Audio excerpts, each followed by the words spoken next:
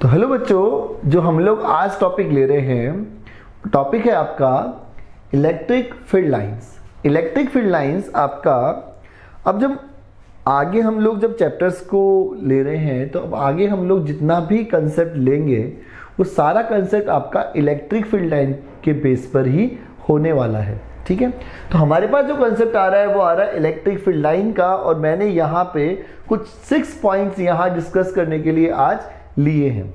अगर हम electric field lines की प्रॉपर्टी की बात करें तो जो इसकी प्रॉपर्टीज हैं वही इसकी डेफिनेशंस में भी आप लोग इंक्लूड कर सकते हो।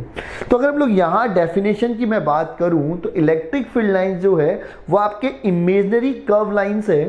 ठीक है, कंटिन्यूअस कर्व लाइन है, डेट मीन ये बीच में से आपका ब्रेक कर्व लाइन नहीं है। ठीक है, ये कंटिन्यूअस है। ठीक है, इस कंटिन्यूअस लाइन पर अगर आपने कहीं टेंजेंट ड्रॉ किया, आपने किसी पॉइंट पर टेंजेंट ड्रॉ किया, तो वो टेंजेंट आपको उस पॉइंट पर इलेक्ट्रिक फील्ड लाइन की डायरेक्शन को शो करेगा। फर्स्ट पॉइंट को देखिए, अगर हमने यहाँ एक इलेक्ट्रिक फील्ड लाइन मैंने ली है और पॉइंट ए और पॉइंट बी पर अगर मैंने टेंजेंट ड्रॉ किया, तो ये जो टेंजेंट है, ये मुझे इस पॉइंट पर इलेक्ट्रिक फील्ड को की डायरेक्शन को क्या कर रहा है बेटा, शो कर रहा है। तो क्लियर ये हो गया कि अगर इलेक्ट्रिक फील्ड लाइंस पर अगर आप बात करें कि भाई इलेक्ट्रिक फील्ड लाइन जो है वो तो इमेजिनरी है, समझ में आ रहा है कि वो तो हमें दिखाई नहीं देगी, लेकिन उस पर जो इलेक्ट्रिक फील्ड आप कंसीडर करोगे, जो इलेक्ट्रिक फील्ड उस पर होगा वो आपका रियल होगा। क्लियर हुआ फर्स्ट पॉइंट। सेकेंड पॉइंट तुम्हारे पास है कि the electric field lines never be intersect each other, कि इलेक्ट्रिक फील्ड लाइन कभी भी एक दूसरे को इंटरसेक्ट नहीं करेगी, क्रॉस नहीं करेगी। रीजन क्या है समझना, कि अगर हमने यहां दो फील्ड लाइंस को मैंने इंटरसेक्ट करवाया, तो इस इंटरसेक्ट पॉइंट पर मुझे दो इलेक्ट्रिक फील्ड की डायरेक्शंस मिलेगी। बात समझ में आ रही है कि भाई एक ही पॉइंट पर मुझे दो इलेक्ट्रिक फील्ड की डायरेक्शन मिल रही है। It is not practically possible कि एक पॉइंट पर आपको दो डायरेक्शंस यहां आपको फील हो। ठीक है, थर्ड पॉइंट है, जो इलेक्ट्रिक फील्ड लाइंस है वो पॉजिटिव चार्ज के परपेंडिकुलर आपका स्टार्ट होगी और नेगेटिव चार्ज के परपेंडिकुलर ही क्या होगी, आपकी एंड होगी। ठीक है, दूसरी बात कि कभी भी आपका इलेक्ट्रिक फील्ड लाइन एक सिंगल चार्ज पर क्लोज लूप नहीं बनाएगी। आप सोचोगे भाई इस पे क्लोज लूप बना दे, ऐसा पॉसिबल नहीं है कि भाई electric field lines positive charge पर ही एक क्लोज लूप आपका कंसीडर नहीं करेगी। बात समझना। दूसरी ये बात कि भाई इलेक्ट्रिक फील्ड लाइन जो है वो परपेंडिकुलर ही क्यों है, क्वेश्चन आना चाहिए दिमाग में कि भाई इलेक्ट्रिक फील्ड लाइन जो तुम्हारी है वो इन चार्जेस के सर परपेंडिकुलर क्यों है। अब समझो, अगर ये परपेंडिकुलर नहीं हो तो प्रैक्टिकली एक चीज समझते हैं कि अगर ये आपकी अगर परपेंडिकुलर नहीं है तो उस केसेस में अगर मैं ले लूं कि भाई ये पैरेलल है, क्या है ये एक दूसरे के साथ में पैरेलल अगर निकल रही है इस तरीके से, तो जिस बॉडी से ये लाइन पैरेलल निकलेगी उस बॉडी में आपका करंट फ्लो होगा। क्या होगा, करंट फ्लो होगा। लेकिन अगर हम आइडियल कंडीशन की बात करें, किसी मेटेलिक प्लेट की मैं बात करूं, तो उस मेटेलिक प्लेट पे मुझे करंट फील नहीं होता जब तक कि मुझे कोई एक्सटर्नल इफेक्ट उस पर अप्लाई नहीं करना पड़े।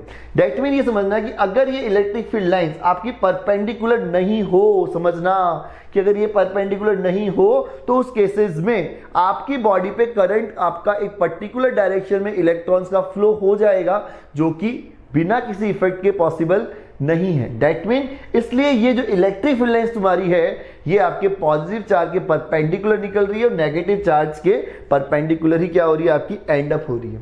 फोर्थ, अगर हम लोग यहाँ डेंसिटी की बात करें कि आपका इलेक्ट्रिक फील्ड लाइन जिस पर्टिकुलर एरिया में जितना ज्यादा होगा, बात समझना, जितना ज्यादा होगा उस केसेस के लिए आपके पास इलेक्ट्रिक फील्ड भी उतना ही क्या होगा बेटा, बहुत ज्यादा होगा। मैंने यहाँ एग्जांपल के लिए 3 अलग अलग पॉइंट कंसिडर किए।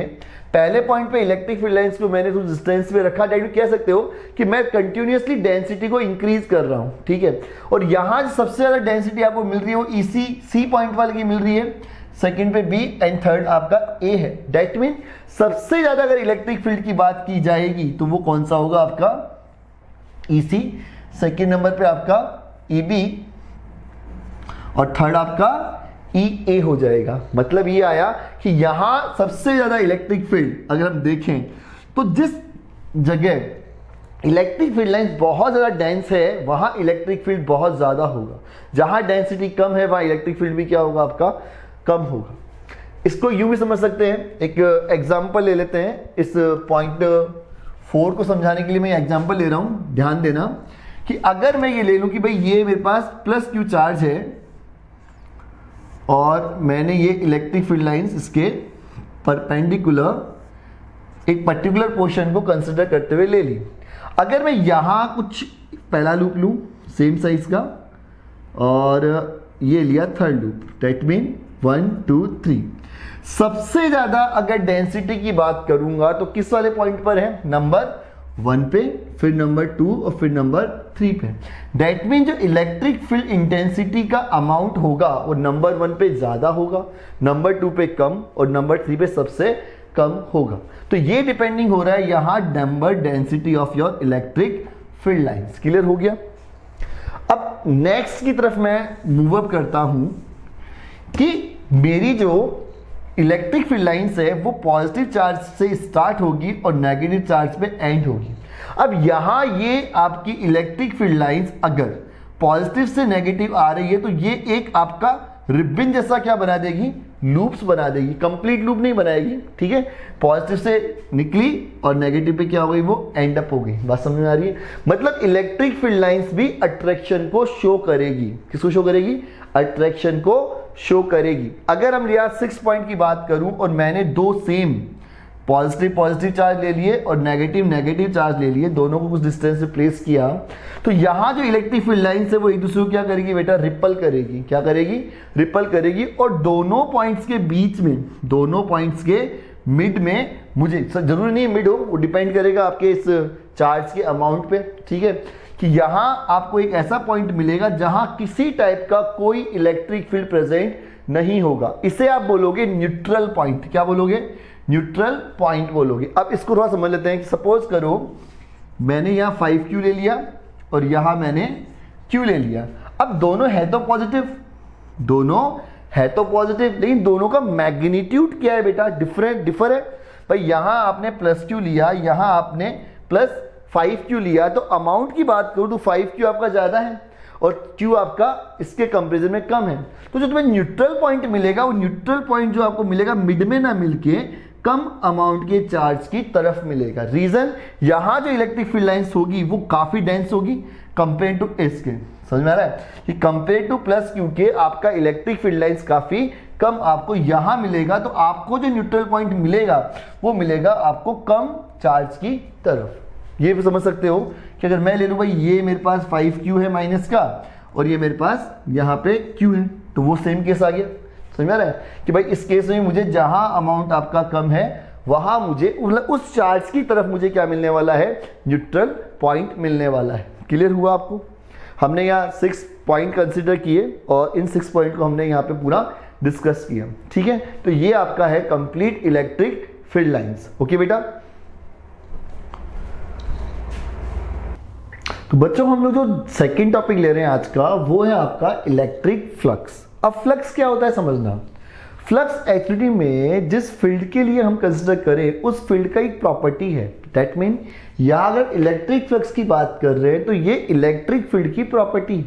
अगर डेफिनेशन की मैं यहां बात करूं तो इलेक्ट्रिक फील्ड, अगर हम लोग इलेक्ट्रिक फील्ड लाइंस की बात करें तो the total number of electric field line passing through a unit area with normal to the surface is called your electric flux। मतलब अगर हम लोग यहाँ कोई सरफेस लूँ, सपोज करो मैंने ये एक सरफेस कंसिडर कर दी, ठीक है, इस पे इलेक्ट्रिक फील्ड वेक्टर कितना E और एरिया वेक्टर मेरे पास कितना आ रहा है, A आ रहा है, ठीक है। तो इन दोनों के बीच का अगर एंगल मैं लूँ तो कितना आ रहा है बेटा आपके पास, 0 डिग्री। तो यहां जो आपके पास फ्लक्स होगा फाई वो आएगा E vector dot A vector.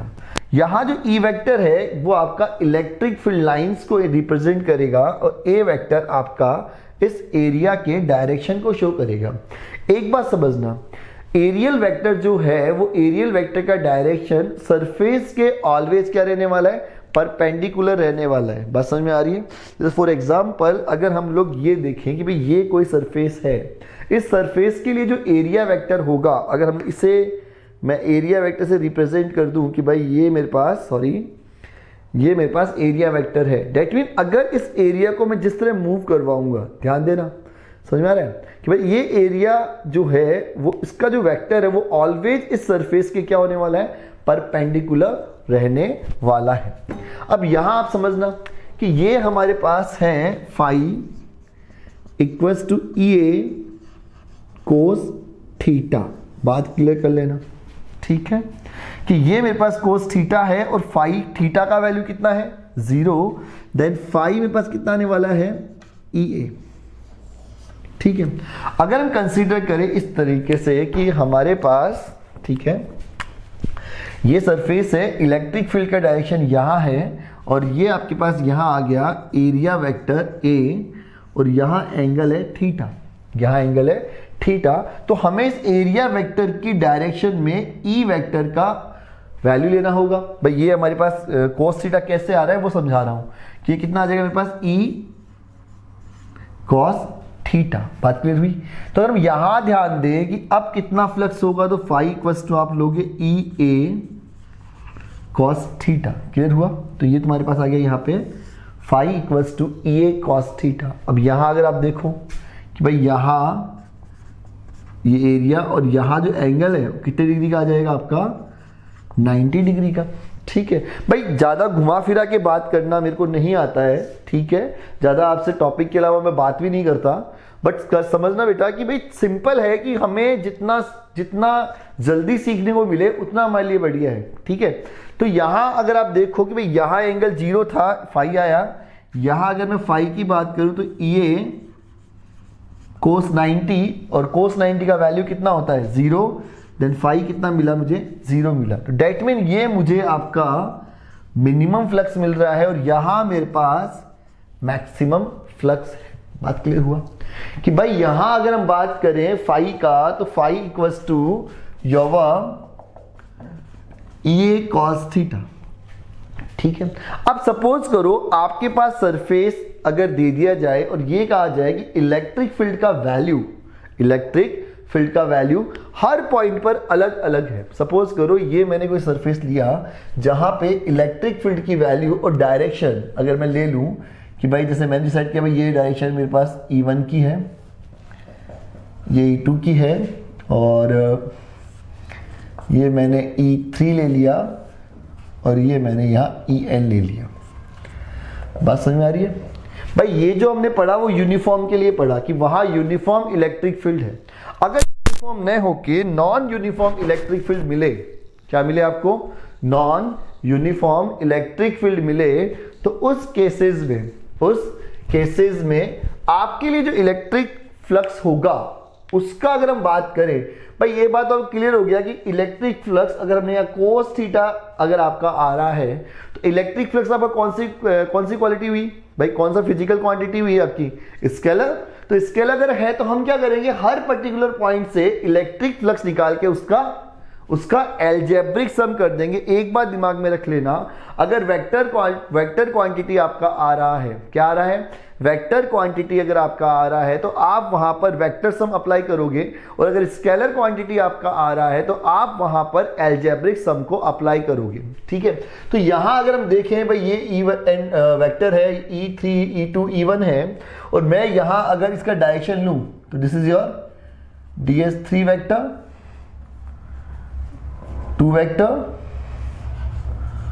और DS1 वेक्टर। अगर एंगल हम ले लें कि भाई ये θ1 θ2 θ3 और θn है, तो हर केसेस में अगर यहां ध्यान दें कि हर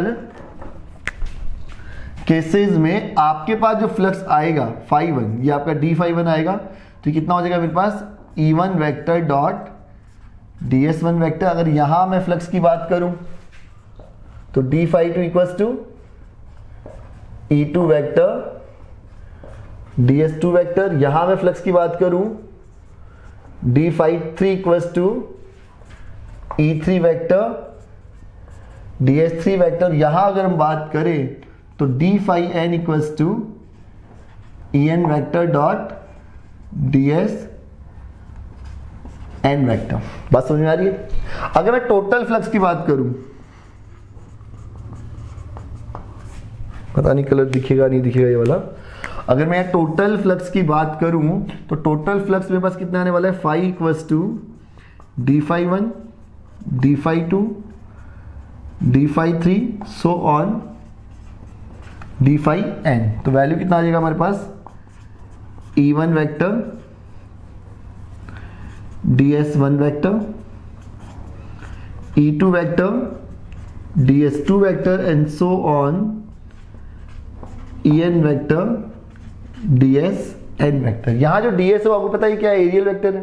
तो यह टोटल फ्लक्स जो होगा वो क्या हो जाएगा, समेशन EI DSI, और ये आ जाएगा आपका I equals to 1 to n। तो ये आपका रिजल्टेंट फ्लक्स होगा किसके लिए, नॉन यूनिफॉर्म इलेक्ट्रिक फील्ड के लिए। समझ में आया आप लोगों के? अब हम बात कर लेते हैं यहाँ यूनिट की, ठीक है। तो भाई इसका यूनिट मुझे कौन बताएगा, सॉरी आप तो रिकॉर्डेड लेक्चर देखोगे ना। तो अगर यहाँ ई लें तो ई का कितना हो जाएगा मेरे पास, न्यूटन कूलम्ब इनवर्स, और एरिया का क्या हो जाएगा, मीटर स्क्वायर। तो ये आपके पास क्या आ जाएगा इसका यूनिट, या newton metre inverse and metre square, या आप बोलोगे न्यूटन मीटर इनवर्स, ठीक है। अगर मैं डायमेंशन की यहाँ बात करूँ, अगर मैं यहाँ डायमेंशन की बात करूँ तो डायमेंशन क्या आ जाएगा यहाँ से मेरा, सॉरी न्यूटन नहीं, वोल्ट, माफ करना सॉरी, ये आएगा volt metre inverse metre square and volt metre, ठीक है। अगर हम डायमेंशन की बात करें यहाँ, तो डायमेंशन बताना मेरे को न्यूटन का m1 L1 T-2, कूलम्ब का AT-1, और ये मीटर का आपका L2। सोल्ड आउट करो इसको, कितना हो जाएगा, m1 L3 T-3 A-1। तो ये आपका यहाँ आ जाएगा इसका डायमेंशन, ठीक है। तो ये तुम्हारे पास हो गया इलेक्ट्रिक फ्लक्स, ठीक है, यूनिफॉर्म के लिए और आपके नॉन यूनिफॉर्म के लिए, ठीक है। इसका यूनिट आपका न्यूटन मीटर या वोल्ट मीटर और newton coulomb inverse and metre square, ठीक है। ये तुम्हारे पास आ गया यहाँ पे इलेक्ट्रिक फ्लक्स। तरीका वही है, स्क्रीन को आप लोग पोज करो और जो बोर्ड पे लिखा है उसे नोट करो, ठीक है। हेलो बच्चों, आज का जो हम टॉपिक ले रहे हैं वो टॉपिक है आपका Gauss theorem and it's proof. देखो गाउस ने क्या कहा, उस थ्योरम से पहले थोड़ा सा ये समझते हैं कि अभी तक हम लोगों ने इलेक्ट्रिक फील्ड इंटेंसिटी को पढ़ा, इलेक्ट्रिक फ्लक्स को पढ़ा। अब आगे जो कंडीशन आ रही है वो इलेक्ट्रिक फ्लक्स और इलेक्ट्रिक फील्ड इंटेंसिटी दोनों को हमने क्या करना है, कंबाइन करना है, ठीक है। उस कॉम्बिनेशन के लिए जो थ्योरम हमको पढ़ना है वो है आपका गाउस थ्योरम। गाउस ने जो अपना थ्योरम दिया, उस गाउस ने अपने थ्योरम में ये बताया कि किसी भी क्लोज सरफेस से जो फ्लक्स आपका फ्लक्स थ्रू आउट होगा, बाहर होगा, ठीक है, उसको समझने के लिए गाउस ने एक बेसिकली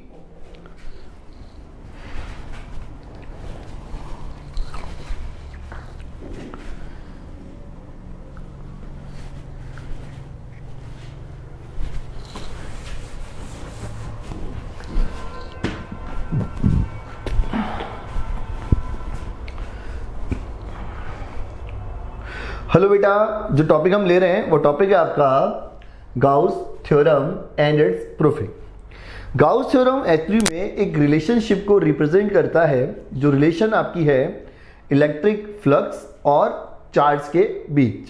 अगर हम किसी क्लोज सरफेस की बात करें जिसमें चार्ज आपका इंक्लोज किया हुआ है, उससे जो फ्लक्स लिंक करेगा, उससे जो फ्लक्स लिंक करेगा वो फ्लक्स जो आपका होगा फाई, वो फ्लक्स आपका 1/ε0 टाइम्स होगा the total charge enclose inside the your close surface.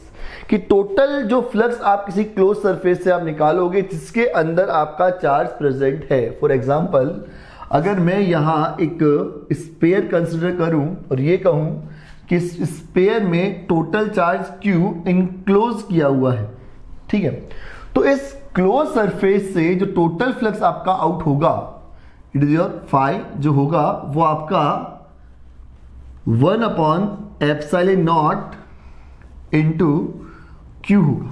आप यूं समझ सकते हैं इसे। अगर आप इसे मैथमेटिकली आप इसको रिप्रेजेंट करना चाहें, मैथमेटिकली आप इसको, तो ये हो जाएगा आपका close integration of E dot ds equals to Q/ε0। This is your Gauss theorem कि the close integration of electric field is equals to Q/ε0। It is your Gauss theorem, ठीक है। अब हम आगे की बात करते हैं कि इस गाउस थ्योरम को हमें प्रूफ करना है, ठीक है। देखो, अगर आप इस गाउस थ्योरम को प्रूफ करना चाहें तो आपके पास दो तरीके हैं। पहला जो हम कंडीशन ले रहे हैं, द मेथड्स, अगर मैं फर्स्ट मेथड की बात करूं, ठीक है, तो हम क्या करेंगे, एक स्फेरिकल गाउसियन सरफेस कंसीडर करेंगे जिसके सेंटर पर आपका चार्ज Q प्रेजेंट है। अगर मैं यहां एक एरियल कंपोनेंट लेना चाहूं, ठीक है, जिसका अमाउंट आपका ds है और ये मेरे पास आया एरियल वेक्टर ds वेक्टर। अब आपको पता है जो इलेक्ट्रिक फील्ड होगा वो इलेक्ट्रिक फील्ड आपका परपेंडिकुलर टू द सरफेस होगा, then it is your E vector. अगर दोनों के बीच एंगल की बात की जाए तो 0 होगा।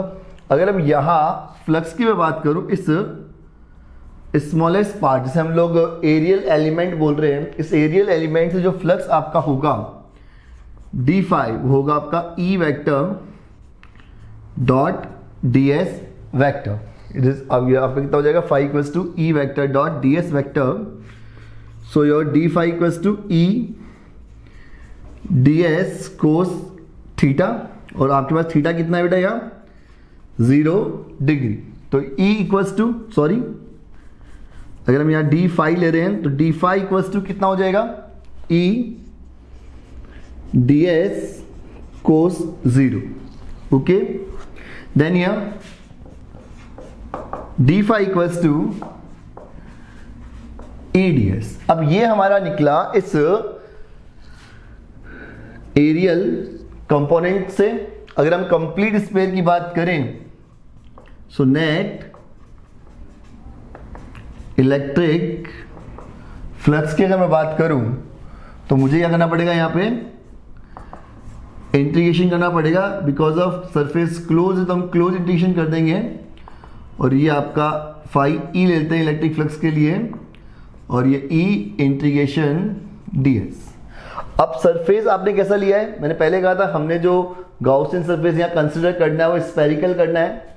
अगर हम ये कह दें भी इसका जो रेडियस है वो आपका स्मॉल r है, तो आपका इसका जो एरिया होगा, सरफेस एरिया 4πr², ठीक है।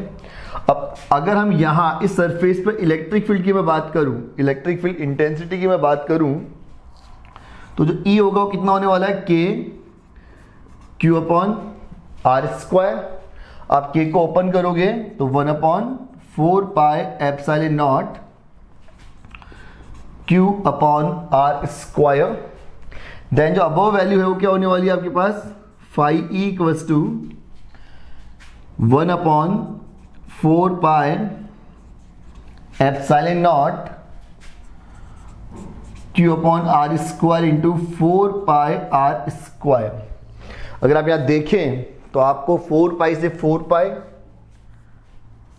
r² से r² आपका कैंसिल आउट हो जाएगा, और बचेगा आपके पास फाई ई, जिसका वैल्यू होगा आपका Q अपॉन एप्सिलॉन नॉट। तो यही आपका टोटल फ्लक्स आ गया। The total flux throughout this Gaussian surface is equals to Q upon epsilon naught. Screen को पॉज करो और कंसेप्ट को नोट करो। ये तुम्हारे पास है इसका फर्स्ट मेथड, ठीक है। हम लोग अब मेथड नंबर सेकंड की तरफ आ रहे हैं।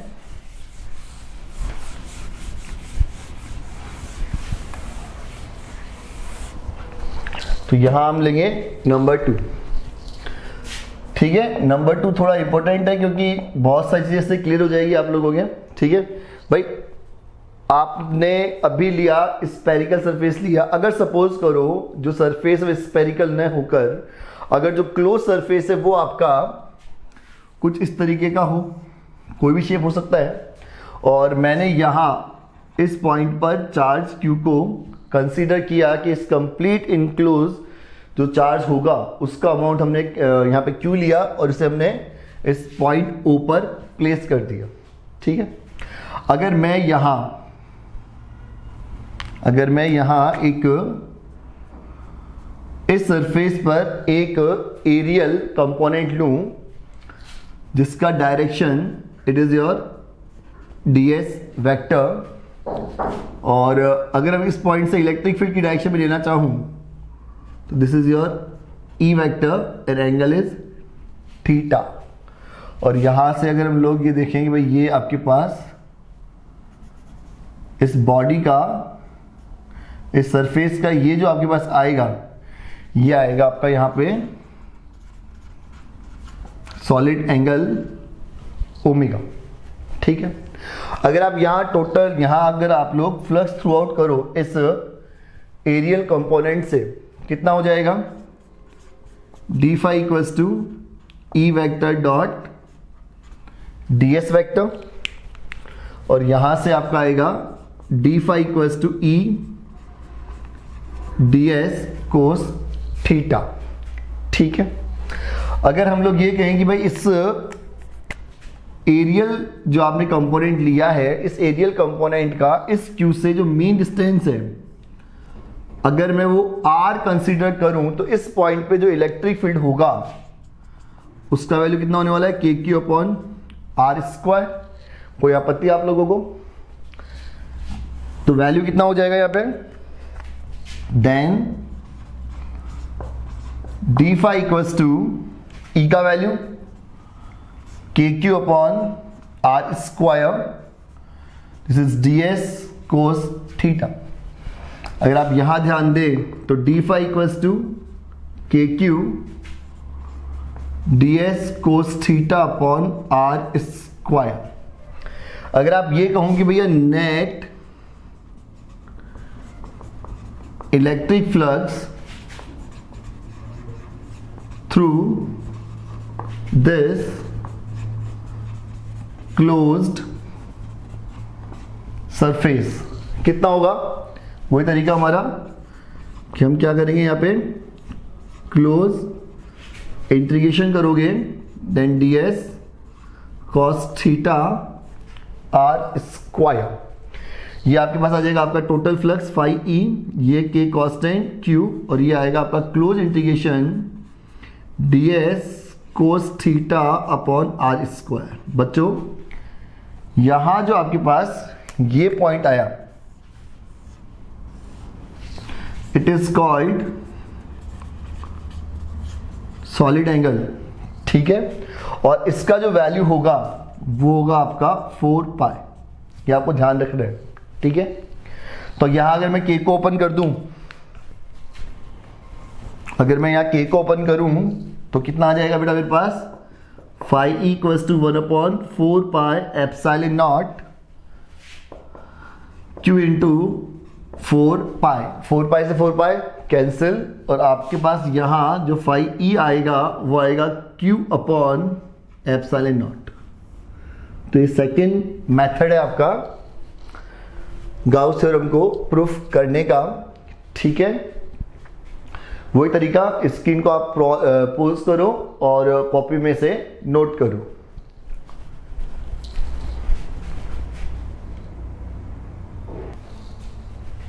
तो बेटा आप लोग कुछ न्यूमेरिकल लेते हैं जो आपके बोर्ड एग्जाम्स में और आपके कॉम्पिटिशन एग्जाम में काफ़ी अच्छा रोल प्ले करते हैं। कुछ बेसिक क्वेश्चन लेते हैं, उसके बाद में हम थोड़े से टफ क्वेश्चंस की तरफ चलेंगे। तो पहला क्वेश्चन हमारे पास है, a cylinder is place in a uniform electric field E with its axis parallel to the field, show that the total electric flux through the cylinder is 0। Question को tough नहीं है, बट लेने का reason इतना है कि basic बातें जो हैं वो क्वेश्चन से हम लोग क्लियर कर सकते हैं। ठीक है, अब यहाँ ये जो कह रहा है वो ये कह रहा है कि भाई आप अगर यहाँ इलेक्ट्रिक फील्ड को ले रहे हैं और अगर हम लोग ले भैया ये इसका सिलेंडर का एक्सिस है, ठीक है, अगर आप देखेंगे तो यहाँ टोटल इलेक्ट्रिक फील्ड की डायरेक्शन अगर आप देखें कि भाई ये अगर आपने एरियल कंपोनेंट लिया, मैं पेन चेंज करता हूं समझाने के लिए, कि आपने अगर यहाँ एरियल वेक्टर लिया तो ये डायरेक्शन किसकी आ जाएगी, ई वेक्टर की, और ये आपके डीएस वेक्टर की। ठीक है, 1 ले लेते हैं इसको। θ1 कितना है मेरे पास, 0। अगर हम यहां एक कंपोनेंट लें ये वाला, ठीक है, तो ऑब्वियसली ये तुम्हारे पास आ गया ds2 वेक्टर और this is your E vector. अगर यहाँ θ2 की बात करो तो कितना आएगा, 90 डिग्री। यहाँ अगर आप थर्ड कंपोनेंट लोगे तो ये तो तुम्हारे पास ds3 आ गया और ये आया तुम्हारे पास E vector, angle θ3 equals to 180 degree. अगर आप टोटल फ्लक्स की बात करोगे, फाई की बात करोगे तो कितना आएगा, integration of E vector and ds, close integration करोगे। अब बात यहाँ ये आ रही है कि भाई तुम्हारा जो बॉडी है वो तो क्लोज है, लेकिन इस बॉडी को हमें 3 पार्ट में डिवाइड करना पड़ेगा, क्योंकि हमें ये पता है कि जो फ्लक्स लिंक होगा वो इन 3 सरफेस में से किसी भी सरफेस से होगा, और इक्वली क्या करेगा, आपका जो फ्लक्स है वो लिंक कर सकता है या इक्वली लिंक नहीं कर सकता। बात समझना। अब यहां देखो कि ये कह रहा है कि इस कंप्लीट से जो फ्लक्स निकला उसका जो वैल्यू वो 0 है। ठीक है, प्रूफ करके देखते हैं कि अगर इस क्लोज इंटीग्रेशन को मैं 3 पार्ट्स में ब्रेक कर दूं, अगर इस फाई को मैं 3 पार्ट्स में ब्रेक करूं तो ये पहला E ds1, E ds2 and E ds3। अगर आप यहां ही देखो तो वैल्यू कितना आ जाएगा, E ds1 cos θ1, E ds2 cos θ2 में, और E ds3 cos θ3। अब ऑब्वियसली θ1 जो अपने पास है उसका वैल्यू 0 है। ठीक है, θ2 का वैल्यू कितना है, 90, और θ3 का वैल्यू कितना है आपका, 180। हाँ या ना। तो यहां मैं बताना चाहूं कि भाई cos 0 का वैल्यू 1, cos 90 का वैल्यू 0 और cos 180 का वैल्यू माइनस का 1। ठीक है, अगर आप फाई की बात करें तो फर्स्ट केस जो आएगा वो आएगा E इंटीग्रेशन ds1 प्लस 0, और ये आएगा माइनस का E इंटीग्रेशन ds3। अब जितना एरिया सिलेंडर का लेफ्ट पोर्शन का होगा उतना ही इसके राइट पोर्शन का होगा। हाँ या ना। तो यहां जो ds1 ds3 आने वाले हैं उनका मैग्नीट्यूड आपका क्या होगा, सेम होगा। तो यहां अगर चाहो तो phi equals to E S कर देते हैं, E S minus E S कितना आया, 0। तो टोटल फ्लक्स कितना हो गया, 0 हो गया। बात समझ में आई नहीं आई। ठीक है, ये आपका आया यहां पे पहले क्वेश्चन का प्रूफिंग। ठीक है,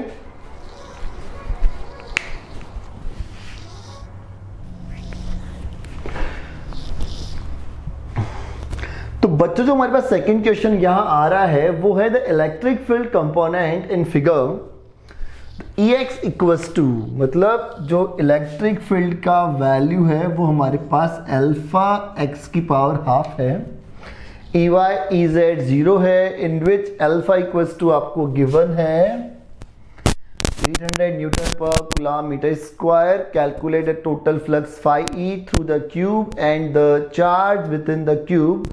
Assume that A equals to 0.1 metre.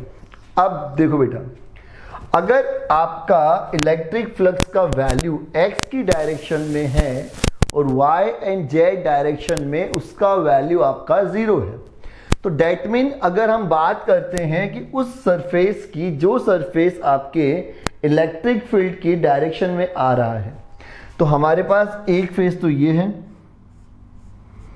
और सेकेंड फेस आपके पास ये है.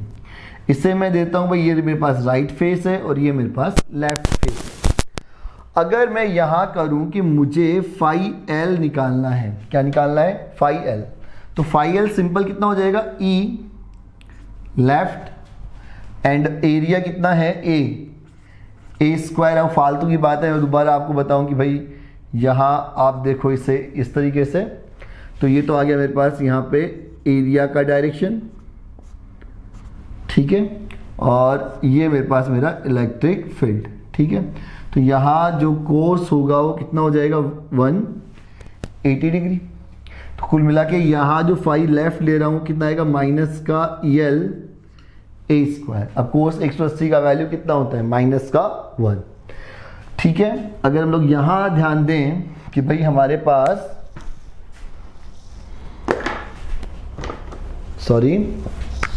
अगर हमारे पास राइट फेस की बात की जाए, इस फेस की बात की जाए, तो ये आ जाएगा मेरे पास ई राइट ए स्क्वायर कोस 0 डिग्री. हाँ या ना भाई? ये आपका ई एक्स का डायरेक्शन हो जाएगा और यही आपका यहां से ए स्क्वायर का डायरेक्शन मतलब एरिया का डायरेक्शन हो जाएगा. तो और यहां जो फाई आपका आर है वो आएगा ई आर ए स्क्वायर. अब जो ई का वैल्यू है वो डिपेंडिंग ऑन द एक्स. किसका डिपेंड कर रहा है? एक्स पे डिपेंड कर रहा है. तो लेफ्ट साइड के लिए ये से कितना है आपका? ए है. तो जो फाई एल आएगा माइनस का ई इज एल्फा और एक्स का वैल्यू कितना है? ए की पावर हाफ ए स्क्वायर. देन फाई लेफ्ट कितना आ गया बेटा? माइनस का अल्फा ए की पावर 1/2 प्लस 2 5/2. राइट की बात करेगा तो ई आर का वैल्यू, अगर आप यहां ध्यान दें इस फेस के लिए, तो ये डिस्टेंस कवर करोगे, ध्यान रखना ये वाला कितना हो गया? 2a. क्योंकि ये फेस इस ओरिजिन से कितने डिस्टेंस पर है? 2a डिस्टेंस पर है. तो तुम्हारे लिए तो लेफ्ट फेस के लिए जो आपके पास इलेक्ट्रिक फील्ड का वैल्यू होगा वो होगा आपके पास अल्फा कहाँ है? एक्स की पावर 1/2, तो मतलब 2a की पावर 1/2 ए स्क्वायर. तो phi R equals to alpha √2 और ये आएगा ए की पावर 5/2. अब अगर नेट फ्लक्स की बात करें, पहला क्वेश्चन है टोटल फ्लक्स, ठीक है. तो अगर आपसे ही कहा जाए टोटल फ्लक्स फाई ई की बात करें, तो वो तुम्हारे पास कितना हो जाएगा? Phi R plus phi L. Phi R का value alpha √2 a⁻⁵ 5/2. Phi L का वैल्यू अल्फा a⁻⁵ 5/2. तो डेट मीन आप यहाँ अल्फा √2 - 1 a⁻⁵ 5/2 पुट करोगे और फाई ई, भाई अल्फा आपको गिवन है कितना है? 800. This is your 800 √2 - 1. ये आपको गिवन है 0.1 मीटर 5/2. यह है आपके पास फाई ई, ठीक है. अब अगर आप यहाँ फाई ई को सॉल्व करोगे, ध्यान देना, अगर आप यहाँ फाई ई को सॉल्व करोगे तो आपको जो आंसर मिलेगा 1.05 और इसका यूनिट हमारा वोल्ट मीटर, ठीक है. ये तुम्हारे पास आ गया फाई ई, मतलब फर्स्ट का आंसर मिल गया. सेकंड क्या है? The charge. अब देखो सेकंड को मैं फोल्ड आउट करूं, द टोटल चार्ज की बात कर रहे हैं ना, तो अपन गाउस थ्योरम अप्लाई कर दें कि भाई phi equals to q upon f sin naught, then q equals to f sin naught phi 8.85 10 to power minus का 12 इंटू 1.05 और q तुम्हारे पास जो सोल्ड आउट करोगे तुम लोग तो वो जो वैल्यू निकलेगी वो आएगी 9.29 10 टू पावर माइनस का 12 कूलम। तो ये तुम्हारे पास हो गया क्वेश्चन नंबर 2। ठीक है,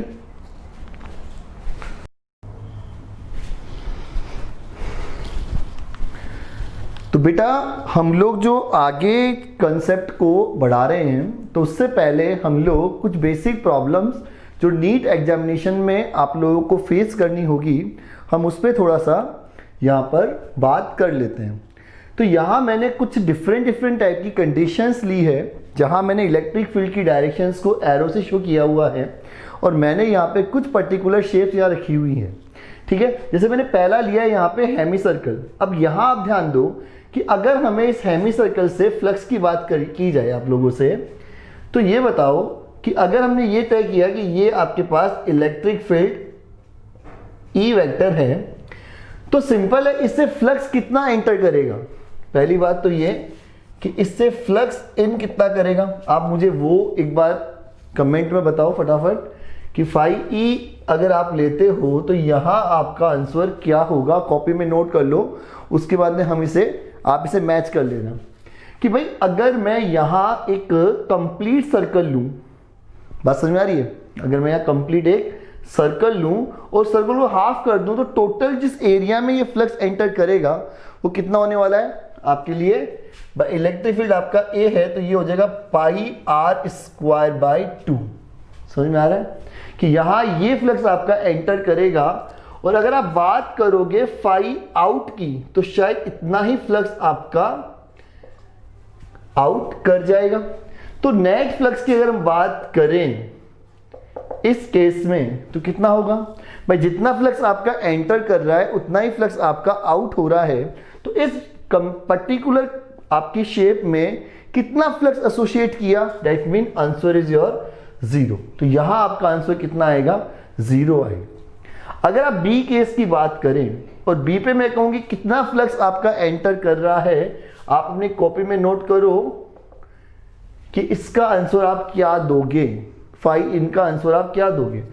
तो मुझे पता है कि यहां जो फ्लक्स आपका एंटर करेगा उसके लिए आपका आएगा ई, और यहां अगर एरिया की बात की जाए तो पाई आर स्क्वायर आपका ये फ्लक्स आपका एंटर करेगा। ठीक है, और हम यहां ध्यान दें कि भाई आपका फ्लक्स कितना आउट करेगा, तो शायद आपका इतना ही फ्लक्स आपका आउट कर जाएगा। तो टोटल अगर हम लोग फाई नेट की मैं यहां बात करूं तो भी आपका आंसर कितना आएगा, 0 आएगा। ठीक है, अगर यहां आपको थर्ड केस की बात की जाए तो यहां जो टोटल फ्लक्स आपका है भाई फाई, अगर हम बात करें इन केस की तो ये ठीक है क्या। अगर हम ये कह दें भाई इस क्यूब का एरिया जो है वो ए है तो फ्लक्स आपका एंटर कितना करेगा, ये करेगा, और आपका जो फ्लक्स आउट होगा वो भी कितना हो जाएगा, ये। ठीक है, तो आप यहां भी अगर फाई नेट करूं तो क्या आंसर आएगा आपका, 0 आएगा। दैट मीन ये तीनों केसेस में आपका जो फ्लक्स टोटल फ्लक्स होगा वो कितना होगा, 0। अब हम बात करते हैं केस नंबर डी की।